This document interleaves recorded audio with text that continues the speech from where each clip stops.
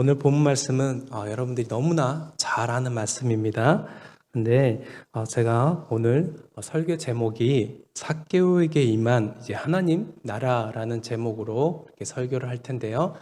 이거는 이제 주일학교에서 특히 청년부 그리고 중고등부에서 총회 공과를 가지고 이제 하고 있는데 그 주제가 하나님 나라입니다. 그래서 하나님 나라라는 그 주제를 가지고 이제 성경을 전체적으로 이제 다시 해석하고 있습니다. 그렇다면 이 삭개오에게 예수님이 찾아오시고 이 하나님의 나라가 이제 시작되었을 때 어떠한 삶의 그런 변화들이 있었는지 그것을 중심으로 함께 보도록 하겠습니다. 1절에 보면 예수께서 여리고로 들어가 지나가시더라라고 말하고 있습니다. 사실 이 지금 누가복음 19장 1절에서 10절만 보면요, 이 삭개오가 만난 예수님에 대해서 물론 나름대로 의미가 있지만 전체적인 이 성경의 그런 흐름과 상황에서 보면요, 지금 예수님이 여리고로 들어가실 때 어떠한 상황이냐면 예수님의 이제 고난 주간이 시작되기 바로 직전에 이 여리고로 들어가셨습니다. 그렇다면 예수님께서 이 땅에 오셔서 이 고난을 받으신 이유와 목적이 있습니다. 이건 너무 핵심적인 건데요. 여러분 알고 계십니까? 예수님 이 땅에 오셔서 십자가의 고난을 받은 이유가 무엇입니까? 우리의 죄를 용서하기 위해서. 그렇죠? 그래서 19장 10절에 보면요, 인자가 온 것은 잃어버린 자를 찾아 구원하려 함이니라, 이 말씀이 나온 것입니다. 그래서 예수님께서는 이 땅에 가장 가난하고 비천한 자의 모습으로 오셔서 잃어버린 자를 찾으시려고 온 것입니다. 여러분, 잃어버리다라는 그 말의 의미는 무엇이냐면요, 원래 내 것이었다는 거예요. 내 것. 여러분, 최근에 잃어버렸던 것을 찾은 적 있으십니까? 성경책 여기 좀 뒤적이다가 그 전에 넣어뒀던 헌금을 찾다거나 아니면은 내가 정말 소중하게 여겼던 것을 어떤 그 집안 청소를 하다가 찾은 적도 있는데, 잃어버렸다는 것은 결국 무엇이냐면 원래 내 거였다는 거야. 내 거. 원래 내 거였는데 잠깐 그것을 여러 가지 이유와 상황으로 잃어버린 거예요. 그런데 예수님이 그런 잃어버린 자를 찾아 구원하려 함이라는 그 말씀에는 본래 하나님의 자녀였는데 이 하나님의 자녀가 잃어버린 바 됐다는 거예요. 그 잃어버린 자를 이제 예수님이 오셔서 찾고자 하셨던 그 마음이 있다는 것입니다.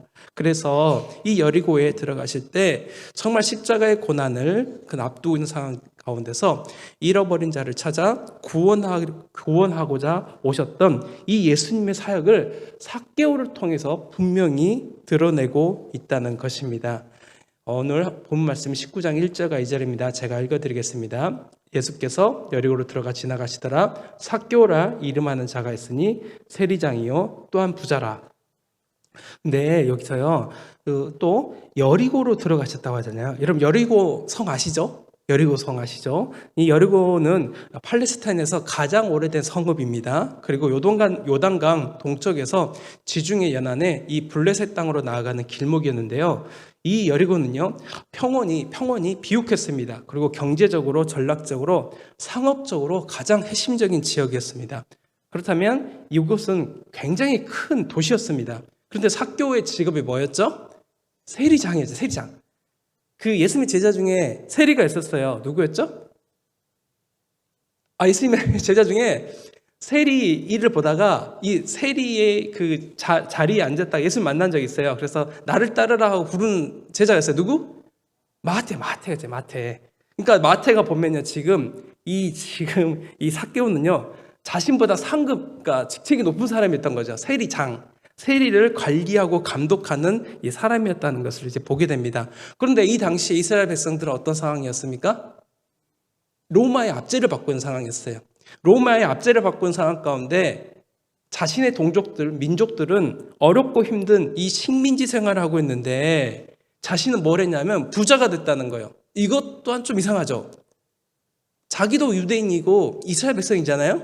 그런데 그 똑같이 식민지 생활을 하고 있는데 세리장이었고 부자였다라는 것은 바로 무엇이냐면 뭔가 부정적인 방법으로 지금 이 재물을 모았음을 짐작할 수 있습니다. 이것은 뭐냐면요, 이 당시에 이 세리라는 지역이요, 직업이 당시 사람들에게 부정하게 생각됐습니다. 그것은 바로 무엇이냐면 허가받은 도둑이라는 그러한 모습을 통해서 드러낼 수 있습니다. 로마 제국의 힘을 등에 업고 자기 마음대로 세금을 부과했습니다. 그러니까 로마가 할당한 그 금액보다 더해서 이스라엘 백성들 자신의 동족들에게 세금을 많이 부과해서 중간에 착복한 일이 있었습니다. 그래서 세리들은요, 자기의 것을 많이 챙기는 그런 상황에 있었고요. 그리고 때로는 밀수나 밀매를 하는 경우도 있습니다. 그럼 그게 적발되면 어떻게 했냐면 이 세리들이 가서 조용히 뒷돈을 요구하고 그걸 강탈을 했습니다.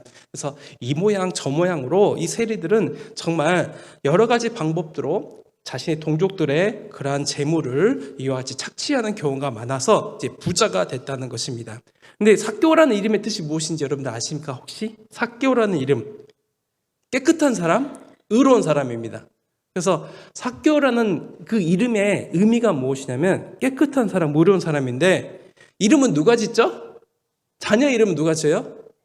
부모님이 짓잖아요. 부모님, 할아버지가 짓기도 하는데 이 부모님이 짓잖아요. 그러면 삭개오의 부모님은 삭개오를 임신하고 이게 출산하기까지 정말 이 삭개오를 향한 희망과 소망이 있었어요. 그게 뭐냐면 삭개오야, 너는 이 땅에 태어나서 깨끗한 사람, 의로운 사람으로 살아라.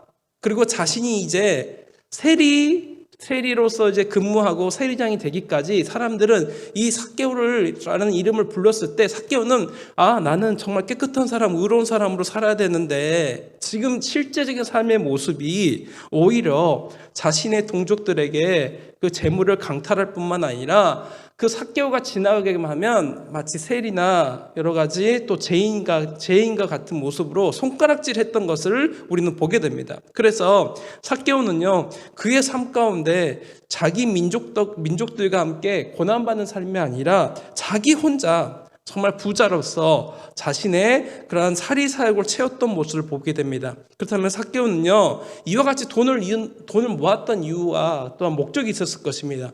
나중에 우리가 오늘 본 말씀 보게 되는데 삭개오는 키가 작았습니다.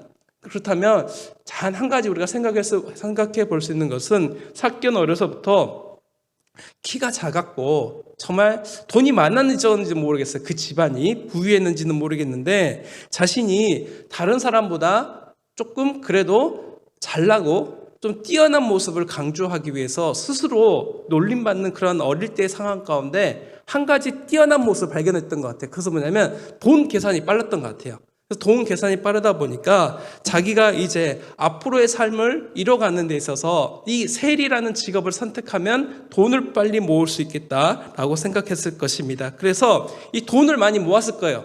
돈을 어떠한 방법과 수단을 가리지 않고 정말 돈을 많이 모았습니다. 그러면서 자기의 삶 가운데 이 돈이 만족을 주고 평안함을 주고 기쁨을 줄 것이라고 생각하면서 손가락질을 당하고 있는 상황 가운데서도 이 돈을 모았던 것입니다. 그런데 삭개오는 이름이 의로운 사람, 깨끗한 사람이었잖아요. 그러다 보니까 이 하나님이 그 부모님이 자신의 삶을 통해서 이루고자 하는 그 마음이 있었다는 것을 우리는 보게 됩니다. 그래서 우리가 첫 번째 나누고 싶은 제목은 바로 무엇이냐면 불의한 이 세리장이 품었던 선한 열망이 있다는 것입니다. 불의한 세리장이었는데 이 세리장이 자신의 삶에 대해서 그냥 그렇게 살아가는 것이 아니라 선하고 의로운 그 열망과 소망이 있었다는 것입니다. 그것은 바로 무엇이냐면 우리 3절인데요. 우리 3절 함께 읽겠습니다. 시작. 그가 예수께서 어떤 사람인가 하여 보고자 하되 키가 작고 사람이 많아 할 수 없어.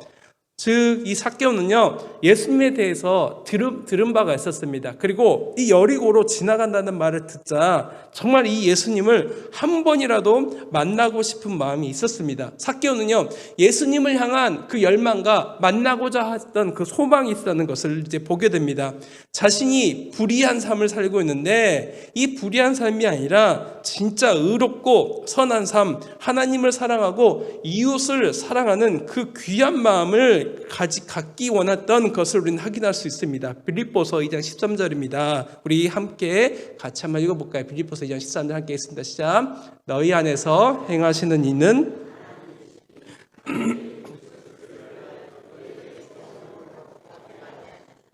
아멘.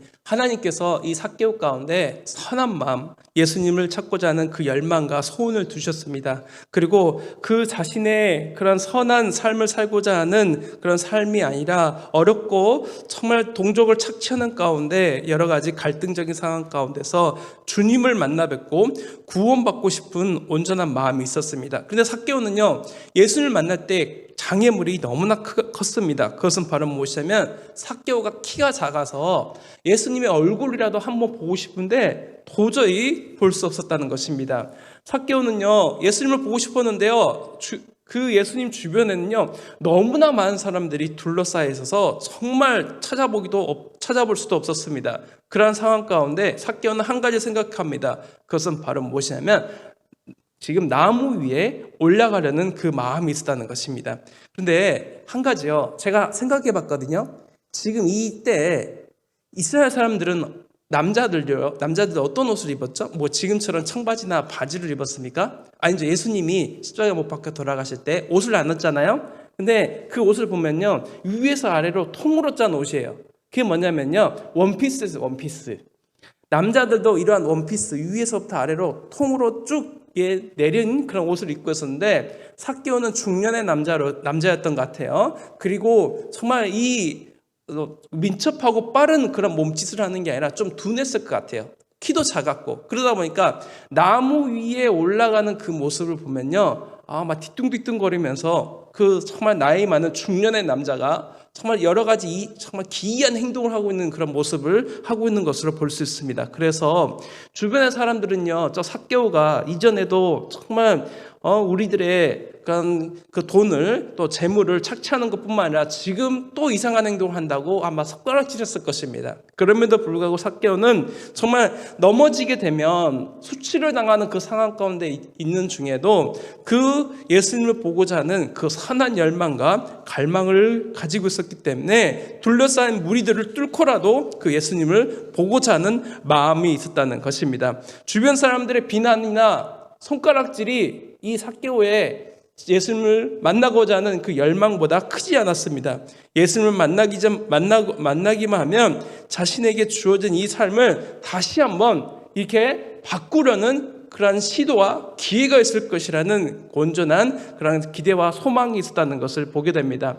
뽕나무에 올라가 있는 이 삭개오를 예수님이 보게 됐습니다. 그리고 예수님은 이 삭개오에게 말합니다. 19장 5절입니다. 우리 함께 읽어보겠습니다. 시작. 예수께서 그곳에 이르사 쳐다보시고 이르시되 삭개오야.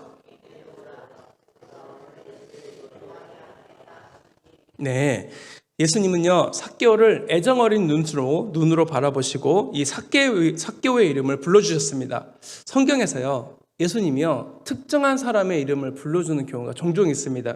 사실 지금 처음 만났거든요, 예수님하고 삭개오는. 그런데 예수님께서는 삭개오를 너무나 잘 알고 계셨습니다. 그래서 처음 만났지만 그 처음 만났던 게 중요한 것이 아니라 이 삭개오에 대한 깊은 관심과 애정이 있으셨습니다. 그리고 이 지금 삭개오에게 나를 보려는 그 노력과 그 온전한 그 시도보다도 이제 내려와서 나와 함께 정말 우리에게 나와 함께 이 주님이 허락하신 그 귀한 삶을 살기를 원했다는 것입니다. 정말 이 삭개오는요 그동안 어렵고 힘들었던 그 삶 가운데 이제 주님과 함께 누릴 그 귀한 은혜의 삶을 갈망하면서 끊임없이 올라가려던 그 마음이 아니라, 올라가는 인생이 아니라 내려오는 인생이 이제 시작됐다는 것입니다. 여러분, 우리도요 때로는요 올라가려는 그 마음이 있습니다. 그리고 다른 사람들보다 내가 더 탁월하던 것을 증명하려는 그 인생이 있습니다. 그렇게 하지 않아도 되는데 굳이 재물을 많이 모은다든가 아니면은 우리의 경력을 화려하게 만든다든가 아니면요 좋은 대학교, 정말 경쟁력 있는 대학교나 또는 다른 사람들이 선망하는 이 직업이나 직장이나 이런 것들로 우리의 인생을 오르려는 하는 마음이 있습니다. 그런데요 예수님께서는 이제 삭개오에게 뭐라고 하냐면요, 이제 내려와도 된다는 것입니다. 그리고 내려와서 뭘 하냐면 나와 함께 정말 예수님과 함께 우리에게 주어진 삶 가운데 정말 하나님을 사랑하고 이웃을 사랑하는 삶이 무엇인지, 그리고 정말 세상의 것으로 내 만족과 내 삶의 기쁨을 누리는 것이 아니라 이제 하나님의 자녀로서 어떠한 삶을 살아야 되는지에 대해서 이제 초청해 주신 것입니다. 그렇게 되자 이제 삭개오는 급히 내려왔습니다. 그리고 이제 두 번째 우리가 함께 나눌 이 오늘 설교 제목으로는 삭개오에게 임한 하나님 나라입니다. 예수님이 이제 삭개오의 집에 이제 머물렀습니다. 그리고 정말 그 자신의 제약된 정말 불의한 삶에서 이제 선한 삶, 그리고 하나님의 자녀로서의 온전한 축복을 이제 누리게 됐습니다. 그런데요, 사람들은 어떻게 했냐면요, 이 지금 삭개오의 온전한 그 모습과는 반대되는 그러한 그 삶을, 모습을 보이게 됩니다. 우리 7절에 보면요, 뭇사람이 보고 수군거려 이르되 저가 죄인의 집에 유하려 들어갔다 하더라라고 지금 말하고 있습니다. 예수님께서는요, 죄인의 집에 머무신 적이 있습니다. 그리고 식탁의 교제를 나누신 적이 있습니다. 그렇다면 이 지금 주변에 있던 이 바리새인들과 사두개인들과 정말 이 유대인들은요, 어떠한 시각과 관점을 가지고 이 예수님과 삭개오가 머물고 있는 집을 바라봤냐면요, 예수님도 똑같은 죄인이라고 본 겁니다. 이 당시에는 식탁의 교제를 나눈다는 것은 친구가 된다는 것입니다. 친구가 된다는 것인데, 저 죄인과 함께 있다는 것은 결국 예수님도 죄인 취급받는 그 상황에 있다는 것입니다. 예수님이 이 상황을, 이러한 율법을요, 그 당시의 어떤 전통을 모르는 것이 아니었습니다. 그럼에도 불구하고 예수님까지 죄인 취급받는 그 상황까지 지금 감수하면서까지 이 여리고에서 이 삭개오와 함께 머물렀던 것입니다. 그러다 보니 주변 사람들은요, 정말 이 민족의 그 반역자, 민족의 수탈자인 이 삭개오와 함께 있는 예수님을 똑같이 죄인 취급했던 것입니다. 그럼에도 불구하고 예수님은 이 잃어버린 자 한 사람을 찾고자 이와 같이 그 삭개오의 집에 머물게 된 것입니다. 그렇다면 우리도 이와 같은 때가 있습니다. 뭐냐면, 어떤 한 사람이 그동안 지은 죄가 있는데 이제 주님의 은혜를 받아서 새로운 삶을 시작하고 은혜를 받을 때 우리도 그것을 그냥 있는 그대로 인정해주고 축복하면 좋은데, 때로는요, 저 사람이 어떤 사람이었고 과거에 어떠한 죄를 저질렀던 죄인에 대해서 계속해서 수군거리고 뒤에서 얘기할 때가 있다는 것입니다. 그리고 그 사람이 지금 하고 있는 행동에 대해서 결코 정말 선한 눈빛으로 바라보는 것이 아니라 저 사람의 악행을 자꾸 수군거리면서 들춰낼 때가 있다는 것입니다. 그런데요, 이 하나님께서는, 예수님께서는요, 이 모습을 통해서 온전하신 그 하나님의 나라를 지금 말씀해 주신 것입니다. 누가복음 우리 14장 15절입니다. 우리 누가복음 14장 15절 우리 함께 우리 준비된 화면 같이 한번 읽어볼까요? 누가복음 14장 15절입니다. 함께 있습니다. 시작. 함께 먹는 사람 중에 하나가 이 말을 듣고 이르되 무릇 하나님의 나라에서 떡을 먹는 자는 복되다 하니. 누가복음 14장 15절에서 24절에서는요, 예수님이 바리새인 지도자의 집에 초청받아 식사하는 자리에서 잔치에 초대받았을 때 앉은 자리와 관련해서 한 바리새인이 하나님 나라에서 떡을 먹는 자는 복되다라고 말했는데, 정말 이 하나님의 나라가 나중에 이루어질 것이라고 지금 바리새인은 생각했지만 예수님께서는 이미 이 하나님의 나라가 이제 시작됐다, 그리고 나와 함께 먹는 자는 복되다라고 지금 말하고 있습니다. 그 말은 바로 무엇이냐면요, 하나님의 나라가 이미 우리 가운데 시작되고 펼쳐지고 있다는 것입니다. 누가복음 17장 20절 21절입니다. 우리 누가복음 17장 20절 21절 우리 함께 읽겠습니다. 시작. 바리새인들이 하나님의 나라가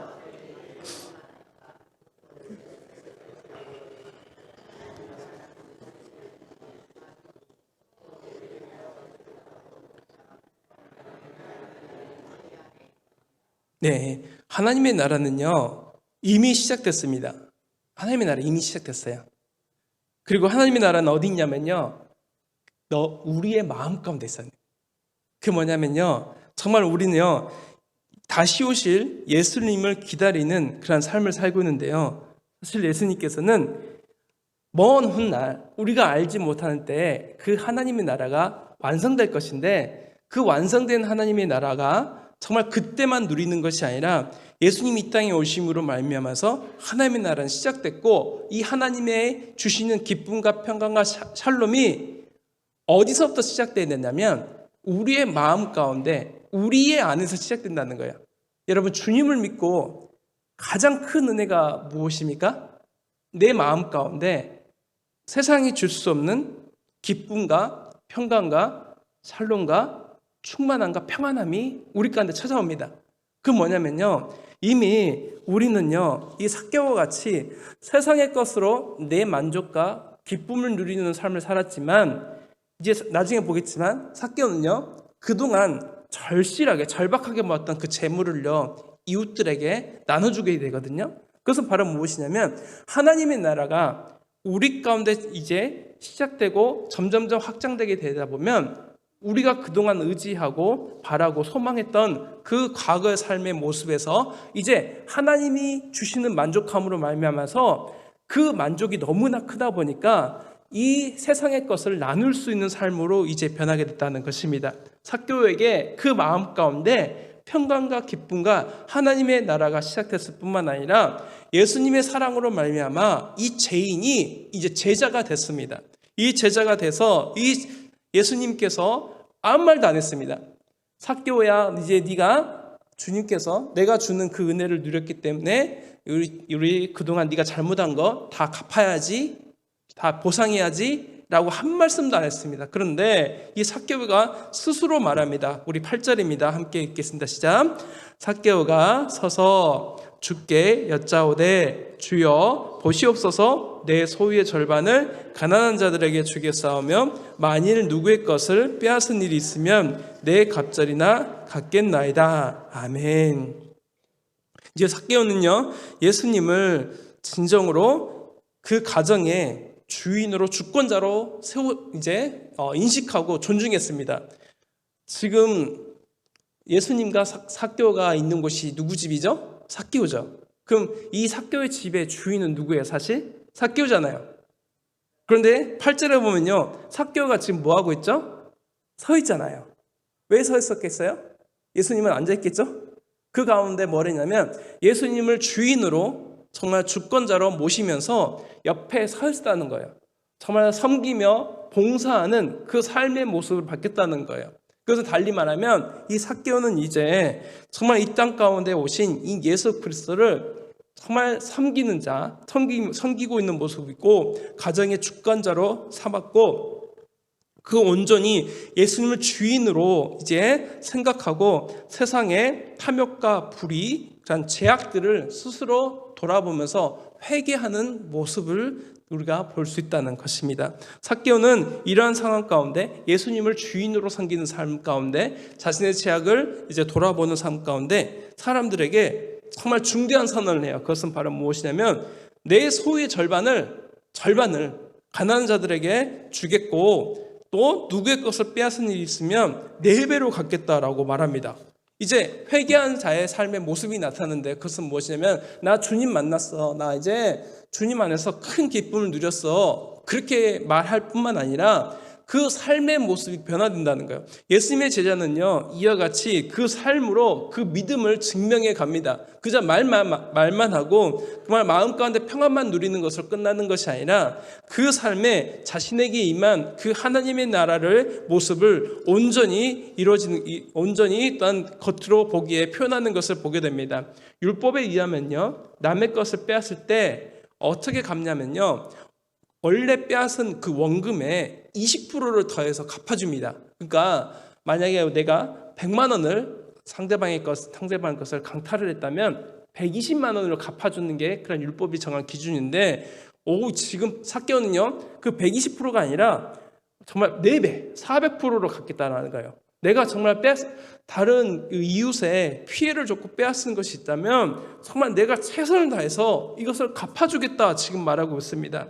출애굽기 22장 1절에 보면요, 이런 말씀이 있거든요. 사람이 소나, 우리 함께 볼까요? 함께 읽어볼까요? 시작. 사람이 소나 양을 도둑질하여 잡거나 팔면 그는 소 한 마리에 소 5마리로 갚고 양 한 마리에 양 4마리로 갚을 치니라. 여기서 8절 하반절에도요. 누가복음 우리 19장 8절에도 갚겠나이다 끝나거든요. 근데 출애굽기 22장 1절에서도 갚을지니라 해서 갚다가 지금 반복되고 있거든요. 이 갚다라는 그 말의 의미는요. 제가 깜짝 놀랐는데 이 갚다라는 그 말의 의미가 평화와 화평을 뜻하는 샬롬에서 유래됐대요. 이 갚다가. 그래서 이 샬롬은요. 히브리인들이 인사할 때 주로 샬롬이라고 인사하거든요. 우리 성도님들도 우리 주일에 샬롬이라고 인사하시잖아요. 근데 이 샬롬은요. 히브리인에게 이 평화라는 것을 나타내지만요. 또 무슨 의미냐면요. 모든 보상이 끝나서 원래 상태로 회복되는 거예요. 정말 우리가 잃었던 거 그리고 빼앗겼던 그 상황에서 이제 원래의 그 모습으로 온전히 회복됐다는 게 바로 샬롬의 모습이고요. 이것은 달리 말하면요. 이제 삭개오는요. 이웃들과 뭘 하려고 했냐면요. 단순히 이웃들의 것을 빼앗은 것을 다시 돌려주는 것뿐만 아니라 그가 진짜 원했던 것은 바로 무엇이냐면 이웃 간의 평화와 샬롬과 기쁨을 다시 회복하고자 하는 마음이 있었다는 것입니다. 정말 이제 이 삭개오는요. 이웃과 그 화평과 기쁨을 누리려는 그 마음이 있었다는 것을 우리는 확인할 수 있습니다. 정말 이 하나님의 나라가 임한 또 예수님의 제자가 된 이 삭개오는요. 정말 예수님과의 교제를 할 뿐만 아니라 이제 그 삶에 있어서 죄악들을 용서받기 원했던 그런 모습을 우리는 볼 수 있습니다. 그리고 정말 자신이 잘못했던 것에 대해서 진심으로 사죄하고 이웃들과의 그런 삶도 정말 화평하게 또한 그 삶을 살고 싶었던 것을 우리는 보게 됩니다. 하나님의 통치와 하나님의 다스림이 있는 곳에서는요, 죄가 용서받습니다. 그리고 과거에 세상의 것으로 자신의 것을 채우려고 부정한 방법으로까지 동원했던 그 삶의 모습, 사탄의 굴레에서 벗어나서 이제 하나님이 주시는 그 온전한 기쁨의 삶을 누리게 됩니다. 그래서 하나님과의 관계가 회복되고 하나님과의 사랑이 이제 온전히 충만해지고 그 가운데 수평적인 우리 인간 간의 그런 이웃과의 관계에서도 이제 하나님이 주시는 기쁨을 누리게 된다는 것입니다. 그래야 해서 오늘 이 말씀을 통해서 분명히 알 수 있는 것은 바로 무엇이냐면 하나님과의 인격적인 관계가 올바르게 선 자는 어떻게 하냐면 인격적인 그 관계 그리고 윤리적인 행위까지도 균형 있게 이루어지는 것을 보게 됩니다. 그래서 하나님을 진정 사랑하는 자는요, 이웃 간의 윤리 그리고 관계도 신경을 씁니다. 그래서 그 하나님 사랑, 이웃 사랑의 모습이 정말 온전히 균형을 이루는 모습이 되고 그 예수님의 제자 그리고 하나님의 자녀가 된 사람들은요, 삶의 안정감을 누리게 됩니다. 왜 삶의 안정감을 누리냐면요, 하나님이 우리의 아버지가 되시기 때문입니다. 우리 오늘 소제목 세 번째입니다. 예수님의 제자가 누리는 삶의 안정감입니다. 마태복음 6장 25절 27절에 이런 말씀이 있습니다. 우리 준비됐는데요. 한번 마지막으로 함께 같이 읽겠습니다. 시작. 그러므로 내가 너에게 이르노니 목숨을 위하여 무엇을 먹을까 무엇을 마실까 몸을 위하여 무엇을 입을까 염려하지 말라. 목숨이 음식보다 중하지 아니하며 몸이 의복보다 중하지 아니하냐. 공중의 새를 보라. 심지도 않고 거두지도 않고 창고에 모아두지도 아니하되 너희 하늘 아버지께서 기르시나니 너희는 이것들보다 귀하지 아니하냐. 너희 중에 누가 염려함으로 그 키를 한 자라도 더할 수 있겠느냐. 아멘. 하나님을 우리 삶의 최우선 순위에 두는 자들에게는요, 가장 큰 변화가 특히 삭개를 통해서 볼 수 있는 것은 물질에 대한 그 필요와 근심과 걱정이요, 정말 조금씩 사라져요. 그리고 그 이유는 바로 무엇이냐면요, 하늘에 계신 그 하늘 아버지가 우리의 아버지 되심을 이제 믿을 수 있게 된다는 거예요. 그러면서 주변에 자연물을 봤는데 그 자연물을 보니까요, 이 새를 보니까 심지도 거두지도 않았는데 잘 먹고 잘 살거든요. 그리고 들에 핀 백합화를 보니까 이 백합화도 그 계절이 지날 때마다 꽃이 피고 여러 가지 열매를 맺는 모습을 보게 되거든요. 하나님께서 먹이시고 입히시는 그런 모습을 보면서 우리 인간을 너무나 사랑하셨던 그 하나님을 바라보게 됩니다. 그래서 하나님이 우리에게 공급하시고 채워주시는 그 온전한 삶을 이제 보게 되면서 정말 이 온전한 그 하나님과의 관계가 회복이 돼요. 하나님을 아빠 아버지라고 부르게 됩니다. 그런데 하나님을 알지 못하는 자들, 이방인들은 어떤 모습입니까? 오늘 입을 옷, 오늘 먹을 음식을 위해서 걱정하고 그것에 모든 관심을 빼앗기게 된다는 것입니다. 이제 삭개오는 하나님의 자녀가 됐습니다. 그러다 보니까 그 삶에 있어서 충만하게 채워주시는 그 안정감이 있게 된다는 것입니다. 우리 정말 이 오후에 정말 피곤하고 지친 우리 성도님의 삶 가운데 정말 주님의 그러한 충만함과 안정감 있기를 간절히 소망합니다. 정말 어렵고 힘든 이 시대에 살고 있잖아요. 사실 맞죠?